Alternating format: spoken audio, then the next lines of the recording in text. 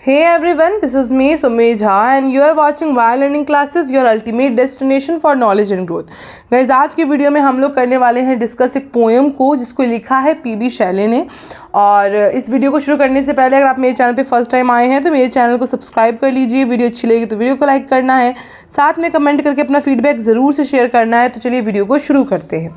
सबसे पहले अगर हम लोग यहाँ पे डिस्कस करें तो ये एक पोएम है लव्स फिलॉसफी नाम की, और इसमें इंट्रोडक्शन होगा, देन हम लोग इसकी समरी को डिस्कस करेंगे, इसमें थीम्स होने वाले हैं और कंक्लूजन एवरीथिंग जो है इस वीडियो में कवर अप होगा। और वीडियो ज़्यादा लंबी ना बने इस चक्कर में हम लोग इस वाले वीडियो में इंट्रोडक्शन और समरी डिस्कस कर लेंगे और थीम्स वगैरह के लिए हम लोग अलग से जो है वो वीडियो बना लेंगे। ठीक है, सबसे पहले इंट्रोडक्शन देखते हैं। Love's philosophy is a poem by the British romantic poet Percy Bysshe Shelley, first published in 1819। सबसे पहले मैं ये सारा आपको जो है वो पढ़ के बता देती हूँ, देन मैं आपको इकट्ठे जो है वो इसको समझा दूंगी, एक्सप्लेन कर दूंगी।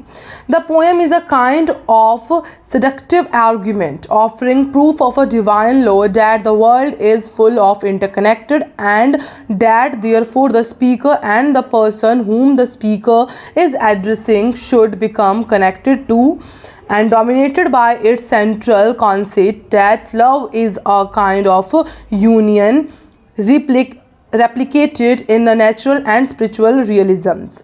अब देखो, अगर हम थोड़ा सा पहले यहीं तक समझे तो ये जो लव फिलॉसफी है उसको ब्रिटिश के जो रोमांटिक कवि हैं जिनका नाम पर्सी बायशे शैली है, उन्होंने जो है वो लिखा है। उनके द्वारा जो है ये कविता को जो है वो रचित किया गया है, जो पहली बार जो है वो कब प्रकाशित यानी कि पब्लिश्ड कब हुई, 1819 में हुई।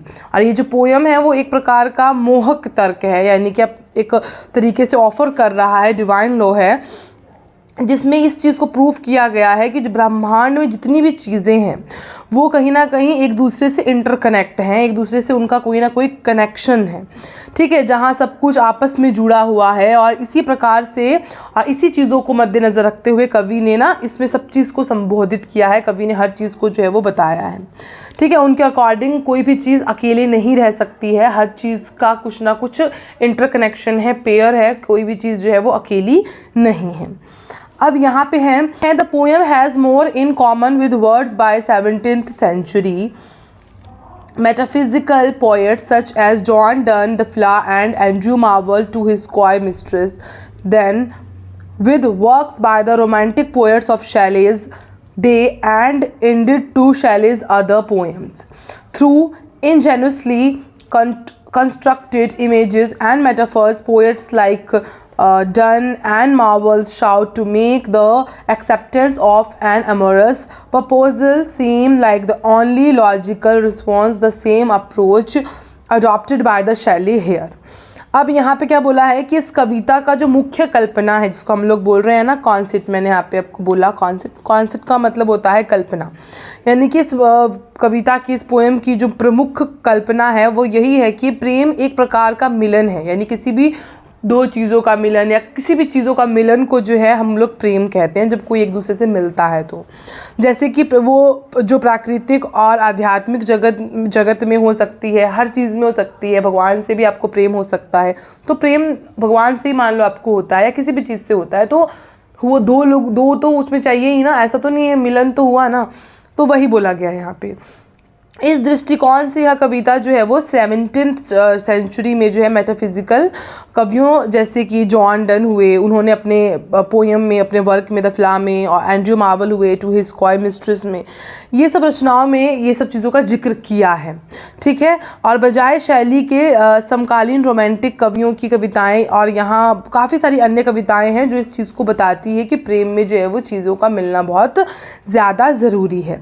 अब जो जॉन डन है, एंड्रयू मार्वल है, ये ऐसे कवि हैं जिन्होंने अपनी कविताओं में जो है वो चतुराई से कार्य किया है, कल्पनाओं को, मेटाफर्स को, यानी कि चीज़ों को, रूपकों को, इन सब चीज़ों का उपयोग किया है ताकि प्रेम जो है वो निवेदन को स्वीकार करना ही तर्क संगत, यानी कि ऐसा ना लगे कि प्रेम एक बोझ है, ऐसा लगे कि प्रेम बना ही मिलन करने के लिए है। और शैली ने भी इस कविता में यही तरीका अपनाया है, यानी कि ये जॉन डन से और एंड्रयू मार्वल से इंस्पायर्ड होकर के ही उनकी ये कविता जो है वो लिखी गई है। जहां वह प्रकृति के उदाहरणों से यह साबित करना चाहते हैं कि प्रेम और मिलन स्वाभाविक है और अनिवार्य है। यानी कि लाइफ में जब आप जीवन में आए हैं तो ब्रह्मांड में प्रेम होना, मिलना, ये एक स्वाभाविक है। ऐसा नहीं है कि हम लोग कोई गलत काम कर रहे हैं। ठीक है, अब हम लोग जो है इसकी समरी को डिस्कस करते हैं कि इसके अंदर क्या बोला गया है। ये आपका इंट्रोडक्शन जो है वो पोएम का था। अब हम लोग जो है यहाँ पे समरी को डिस्कस करते हैं लव फिलॉसफी की। तो हमारा फर्स्ट पैराग्राफ में है, पर्सी बायशे शैली loves philosophy is a romantic poem in which the speaker argues that love is a natural force just like the elements in a nature that blend and unite. In the first stanza, the poet describes how fountains flow into rivers, rivers into oceans, and winds mix together, emphasizing that nothing in the world exists alone. He then questions why he and his beloved should remain apart when everything else in nature unites. अब यहाँ पे क्या बोला गया है कि पर्सी Bysshe शैली का जो लव फिलॉसफी है वो एक रोमांटिक कविता है, जिसमें जो कवि है वो एक तर्क देते हैं कि प्रेम एक प्राकृतिक शक्ति है, यानी कि ये एक नेचुरल चीज़ है।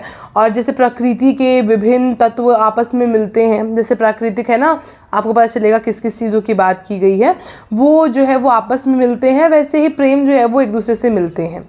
जैसे कि पहला स्टैंजा है, पहला पंक्ति है, उस पहली पंक्ति में कवि जो बताते हैं कि झरने जो है वो नदियों से मिलते हैं। जैसे कि यहाँ लिखा गया है ना कि जो फाउंटेन्स है वो आपके रिवर से मिलते हैं, फिर वो जो रिवर है यानी कि जो नदियाँ हैं वो सागर से, ओशन से मिलते हैं, और जो हवाएं हैं वो आपस में घुल मिल जाते हैं।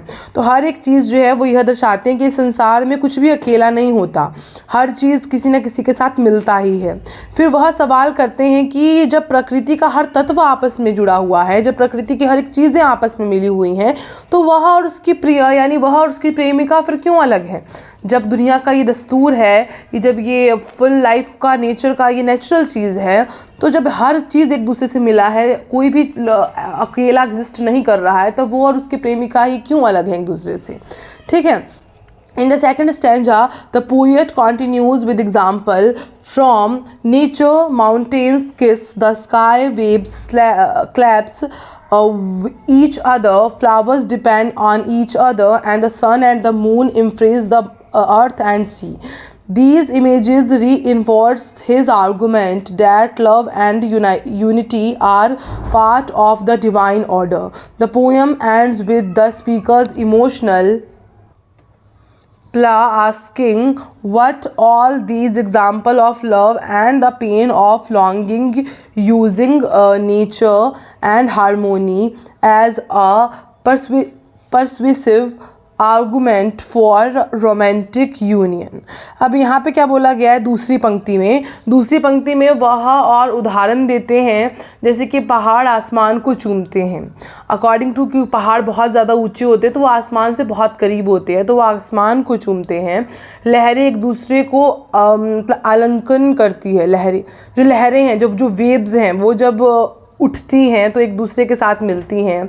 फूल भी जो है वो एक दूसरे पर निर्भर रहते हैं, है ना, जब फ्लावर्स होते हैं, उगते हैं, एक दूसरे के साथ रहते हैं। और जो सूर्य तथा जो चंद्रमा है यानी कि जो सन और मून है वो भी पृथ्वी और सागर को गले लगाते हैं। कभी कोई उगता है फिर ढलता है, इस तरीके से ऊपर नीचे, है ना, सागर भी है, पृथ्वी, हर एक चीज़ को वो लोग जो है वो मिलान होता है। तो इन प्राकृतिक उदाहरणों के माध्यम से कवि यह साबित करना चाहते हैं कि प्रेम और एकता जो है वो पूरे संसार का नियम है, एक ब्रह्मांड का नियम है। अंत में जो कवि है वो अपनी भावनाओं को व्यक्त करते हैं और व्यक्त करते हुए पूछते हैं कि यदि उसकी प्रिय उससे प्रेम नहीं करती तो इन सभी मिलनों और इन सभी चीज़ों का क्या अर्थ है। यानी कि मतलब अगर प्रेम है, लाइफ में एग्जिस्ट करता है, दुनिया में एग्जिस्ट करता है, सूर्य चंद्रमा हो चाहे रिवर्स ओशन हो, वो सब एक दूसरे से जो है वो काफ़ी ज़्यादा कनेक्टेड हैं। तो वैसे ही उसकी प्रिय ऐसा हो ही नहीं सकता कि उससे प्यार ना करे, और अगर नहीं करती है तब तो फिर इन सब चीज़ों का कोई मतलब ही नहीं है, क्योंकि ये सब नेचुरल चीज़ें हैं जो पूरी दुनिया में हो रही हैं, तो उसको भी ये होनी ही चाहिए। और अगर उसको प्रेम नहीं हो रहा मतलब ये सब चीज़ों का फिर कोई मतलब नहीं रह गया संसार में। इस कविता के माध्यम से जो शैली हैं, जो हमारे पीबी शैली हैं, वो प्रेम की सुंदरता को, उसकी तीव्र लालसा को दर्शाते हैं, वह प्रकृति की एकता को बताते हैं, और ये सब तर्क देते हुए वो जो है ये पूरा कंक्लूड आर्ग्यूमेंट जो है वो पूरा इसमें करते हैं, और इसी के साथ ये जो कविता की समरी है वो कंप्लीट होती है, इस पोएम की समरी जो है वो कंप्लीट होती है। Hope you like this video, hope you like this explanation. If you like this video then like, share and comment, and मिलते हैं अगली वीडियो में। लेकिन इसका थीम भी है और इसका स्ट्रक्चर एंड फॉर्म भी है। मैं आपको ये जो थीम है, स्ट्रक्चर एंड फॉर्म है, उसके बाद आपका लिटरेरी डिवाइस है और कंक्लूजन है, अगर आप ये सभी नोट्स चाहते हैं कि आपको मिले तो इसके साथ जस्ट अब दूसरी वीडियो मैं थीम्स पे लेकर के आऊँगी, स्ट्रक्चर एंड फॉर्म पे लेके आऊँगी, लिटरेरी डिवाइस पे लेके आऊँगी एंड कंक्लूजन पे लेके आऊँगी। तो चलिए ये पार्ट 1 समझ लीजिए, अगला वीडियो पार्ट 2 आएगा, तो प्लीज़ उसे देखिए और दोनों को मिला करके आप जो है अपने एग्ज़ाम के लिए नोट्स को प्रिपेयर करें। तो मिलते हैं अगली वीडियो में इसी टॉपिक के पार्ट 2 के साथ। तब तक के लिए बाय बाय, जय हिंद, वंदे मातरम।